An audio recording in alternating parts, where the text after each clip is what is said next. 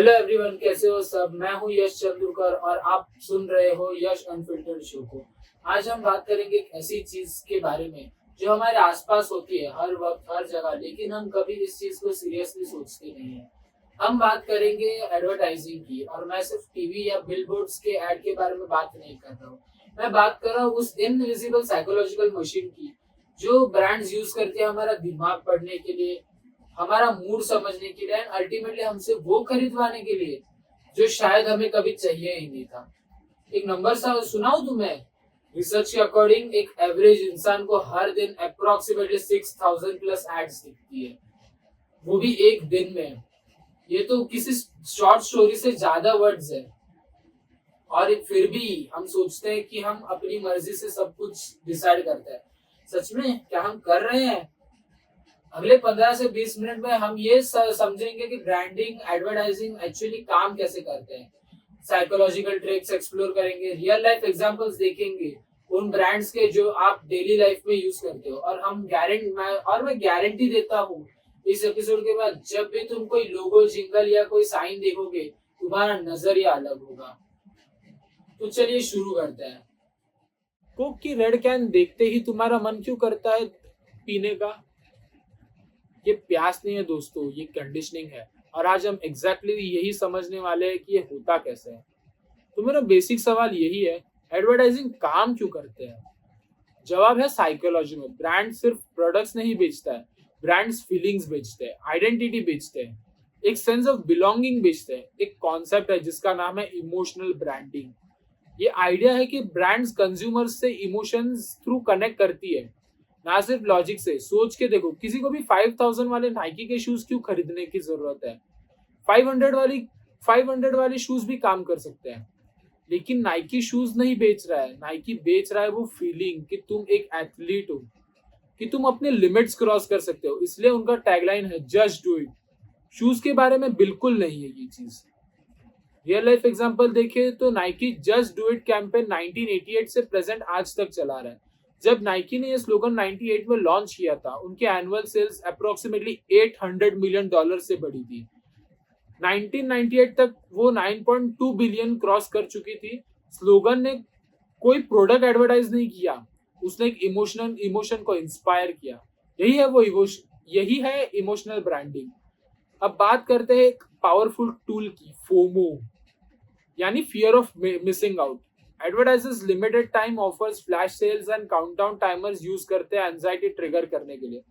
सिर्फ 3 बच्चे हैं स्टॉक में, सेल टू 2 घंटे में खत्म हो जाएगा। ये फ्रेजेस तुम्हें सिर्फ इन्फॉर्म नहीं करते, ये तुम्हें पैनिक में डाल के खरीदने के लिए मजबूर करते हैं। जैसे कि अमेजोन की डील ऑफ द डे और फ्लिपकार्ट की बिग बिलियन डेज सेल। ये sale events carefully engineered scarcity events है। Countdown timers, limited stocks, label का ब्रेन का लॉस रिस्पॉन्स ट्रिगर करते हैं। ये वो साइकोलॉजिकल टेंडेंसी है जिसमें हम कुछ खोने से ज्यादा डरते हैं बजाय कुछ पाने की खुशी के लिए। रिजल्ट बिग बिलियंस की इम्पल्स परचेज सिर्फ कुछ घंटों में। फिर है सोशल प्रूफ। अगर सब लोग ये कर रहे हैं तो सही होगा ना, इसलिए ब्रांड्स 1 करोड़ यूनिट्स बिक गए या 4.8 रेटिंग्स, 50,000 प्लस रिव्यूज जैसी चीजों हर जगह लिखती है। हम सब एक तरह से एक एनिमल्स है, हम ट्रस्ट करते हैं जो सब ट्रस्ट करते हैं। एडवर्टाइजर्स ये जानते हैं और ब्रिलियंटली यूज करते हैं।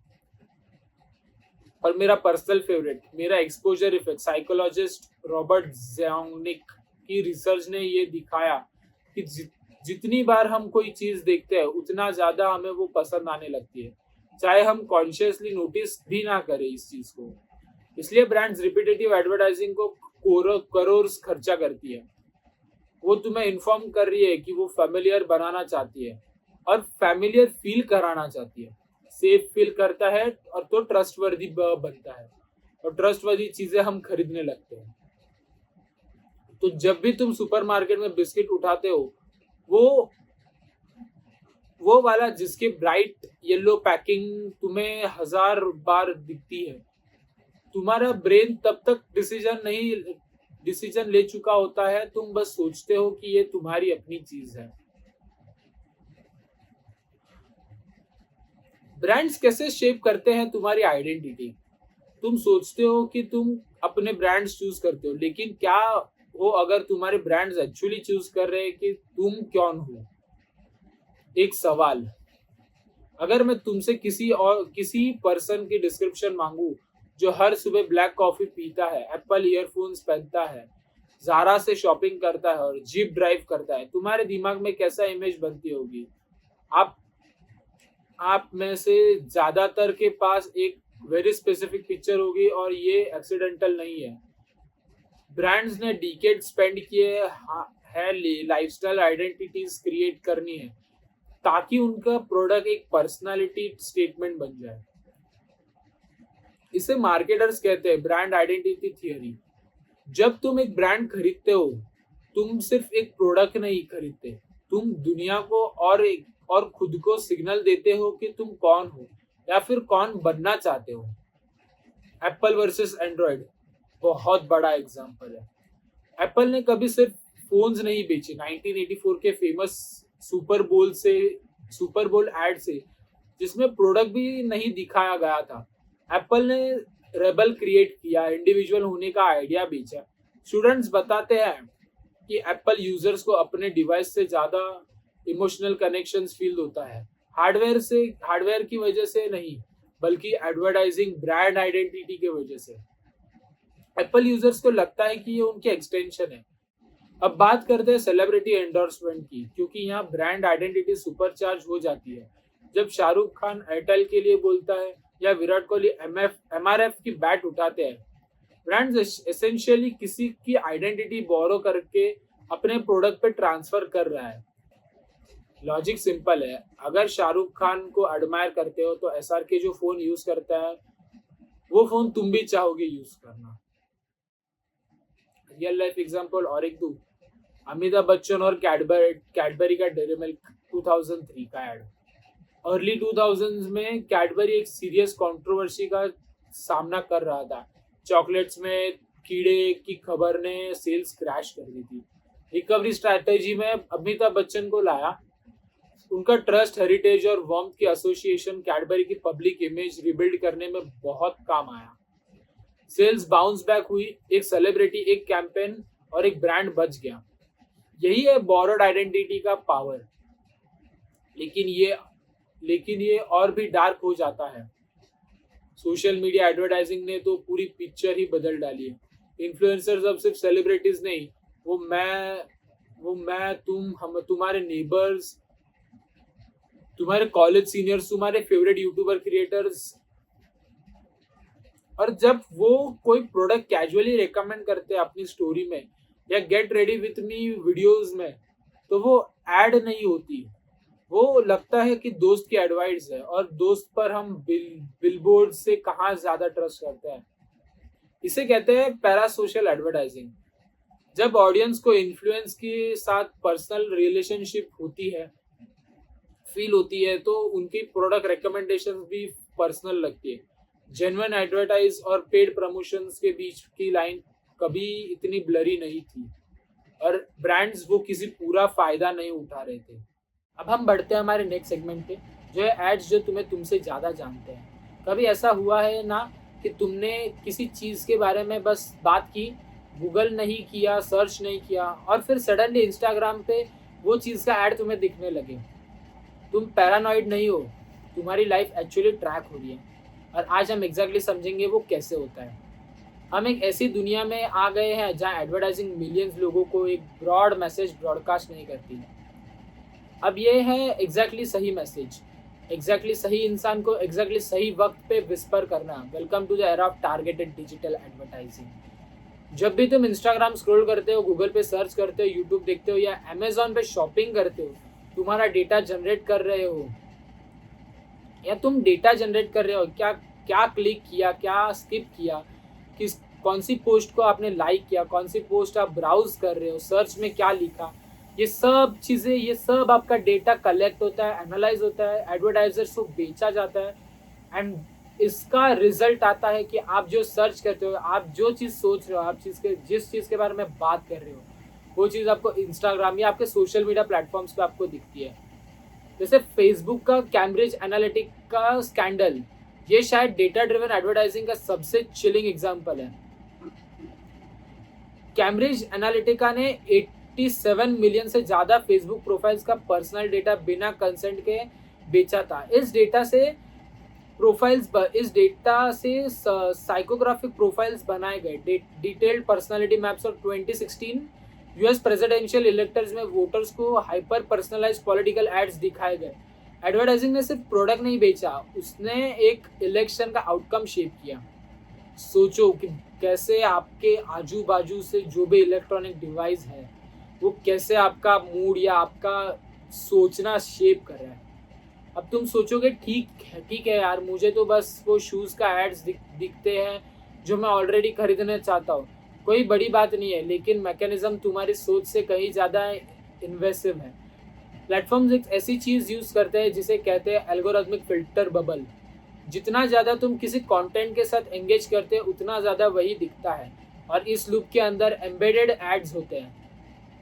तो धीरे धीरे तुम्हारा पूरा डिजिटल एनवायरनमेंट शेप हो जाता है ब्रांड्स के अकॉर्डिंग, डिस्गाइज एज जो तुम दिखना चाहते हो वो।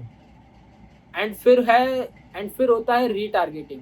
तुम एक वेबसाइट विजिट करते हो, एक प्रोडक्ट देखते हो, और फिर अगले ही एक हफ्ते में वो ब्रांड तुम्हारे प्रोडक्ट के पीछे करता है। हर वेबसाइट पे या कोइंसिडेंस नहीं होता, ये एक कुकी है, एक टाइनी कोड जो तुम्हारे ब्राउजर हिस्ट्री ट्रैक करता है और एग्जैक्टली वही ऐड सर्व करता है जिसको तुम ऑलमोस्ट खरीद चुके थे। क्योंकि एडवर्टाइजर जानते हैं जो जितना क्लोज था खरीदने के, उसे पुश करना उतना ही आसान है। रियल लाइफ एग्जांपल बताऊं, अमेजोन का रिकमेंडेशन इंजन, अमेजोन का customers who bought this also bought, feature history का सबसे प्रॉफिटेबल एडवर्टाइजिंग टूल में से एक है। ये रिपोर्टेडली अमेजोन के टोटल रेवेन्यू का लगभग 35% ड्राइव करता है। ये ऐड नहीं है, ये हेल्पफुल सजेशन लगता है, लेकिन ये पूरा इंजीनियर्ड है तुम्हारा एक कार्ड साइज मैक्सिमाइज करने के लिए। और ऑडियो एडवर्टाइजिंग को भूलो मत। स्मार्ट स्पीकर जैसे एलेक्सा और गूगल होम टेक्निकली हमसे हमेशा वेक वर्ड्स के लिए सुन रहे होते हैं। रिसर्चर्स और जर्नलिस्ट ने बार बार कंसर्न्स रेज किया है एक्सीडेंटल रिकॉर्डिंग या डेटा कलेक्शन के बारे में। कभी ऐसा हुआ है कि तुमने किसी चीज़ का जिक्र किया हो और उसका ऐड आ गया हो? कंपनीज ऑफिशियली डिनाई करती है कि एक्टिव लिसनिंग, लेकिन ये कोइंसिडेंसेस बहुत हार्ड होता है इग्नोर में। जूरी अभी भी आउट है, लेकिन ये जेन्युइनली अनसेटलिंग सवाल है। बॉटम लाइन ये है कि डिजिटल एज में एक वन वे कन्वर्सेशन नहीं है। डिजिटल एडवर्टाइजिंग एक वन वे कन्वर्सेशन नहीं है, ये एक सर्विलेंस सिस्टम है जिसने खुद को प्रिटी कलर्स और कैची स्लोगन्स में ड्रेस कर रखा है, और हमसे ज़्यादातर आई अग्री क्लिक कर दिया है बिना टर्म्स पढ़े। नेक्स्ट है एडवर्टाइजिंग के एथिक्स। परसुएशन और मैनिपुलेशन के बीच की लाइन कहाँ होती है, और ये डिसाइड कौन करता है ये लाइन कहाँ होनी चाहिए? तो हम एस्टेब्लिश कर चुके हैं कि एडवर्टाइजिंग पावरफुल है, साइकोलॉजिकल है एंड इंक्रीजिंगली इन्वेसिव भी है। लेकिन अब मैं एक मोमेंट के लिए रुक के पूछना चाहता हूँ, क्या ये एथिकल है? एडवर्टाइजिंग ने हमने कुछ सबसे क्रिएटिव, ब्यूटीफुल और सोशली मीनिंगफुल कम्युनिकेशन दी है। सोच के देखो, डव की रियल ब्यूटी कैंपेन जिसने अनरियलिस्टिक बॉडी स्टैंडर्ड्स को चैलेंज किया, या इंडिया के एयरटेल की शेयर द लोड कैंपेन जिसने घर के काम के बारे में जेंडर रूल्स को क्वेश्चन किया। एडवर्टाइजिंग पॉजिटिव सोशल चेंज का एक पावरफुल फोर्स हो सकता है। एग्जाम्पल देखें तो एयरटेल का share the load PNG India 2015, इस कैंपेन ने इंडियन फैमिलीज में घर के काम की अनइक्वल डिस्ट्रीब्यूशन को एड्रेस किया। सवाल उठाया गया, क्या कपड़े धोना सिर्फ औरत का काम है? एड ने एक नेशनल कन्वर्सेशन स्टार्ट की, मल्टीपल अवार्ड्स जीते, और रिपोर्टेडली एयरटेल की सेल्स सिर्फ 2 महीने में 75% बढ़ गई। सोशल गुड के लिए एडवर्टाइजिंग और साथ में प्रॉफिट भी हुआ। लेकिन फिर भी बॉडी इमेज एडवर्टाइजिंग डिकेड्स तक ब्रांड्स ने इनसिक्योरिटी मैन्युफैक्चर की, अपना सोल्यूशन बेचने के लिए।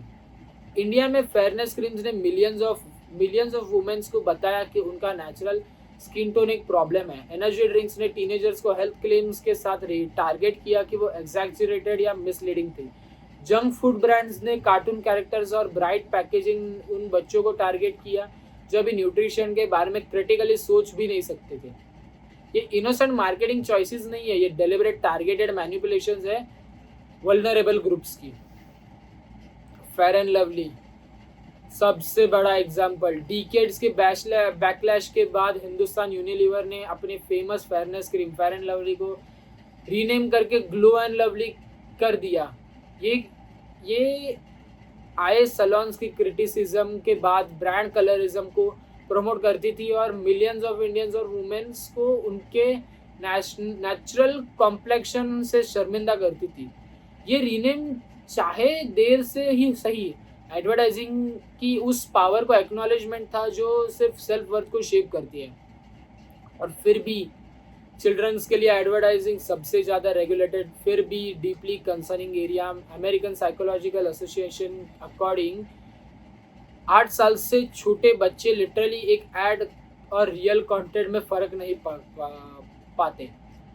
लेकिन brands cartoon, mascots, happy meals में टॉयज और यूट्यूब किड्स पे इन्फ्लुएंसर मार्केटिंग पे बिलियंस इन्वेस्ट करते हैं। एथिक्स यहाँ जेन्युइनली मर्की है। इंडिया में advertising standard council of India यानी ASCI वो बॉडी है जो मिसलीडिंग या हार्मफुल एडवर्टाइजिंग मॉनिटर करती है, लेकिन उनका एनफोर्समेंट लार्जली सेल्फ रेगुलेटरी और कंप्लेंट्स बेस्ड है। एक ऐसी कंट्री में जहां हर दिन करोड़ एड्स चलते हैं, वॉचडॉग सिर्फ इतना ही कर सकता है। तो कंज्यूमर की क्या रिस्पॉन्सिबिलिटी है? मैं सोचता हूँ जवाब है advertising literacy, ability to critically decode the messages we are being sold. ये पूछो ये ऐड किसने बनाया, ये मुझे क्या फील कराना चाहता है, कौन सी प्रॉब्लम बता रहा है जो मुझे पहले पता भी नहीं थी, और क्या मैं एक्चुअली इसे खरीदना चाहता हूँ। जेन्युइनली ये बहुत बड़ा सवाल है और ये हर किसी को पूछना चाहिए। सबसे अच्छी एडवर्टाइजिंग वो होती है जिसे तुम्हें लगता है कि नहीं ये एडवर्टाइजिंग थी, ये जानने के बाद पावर वापस तुम्हारे हाथ में है।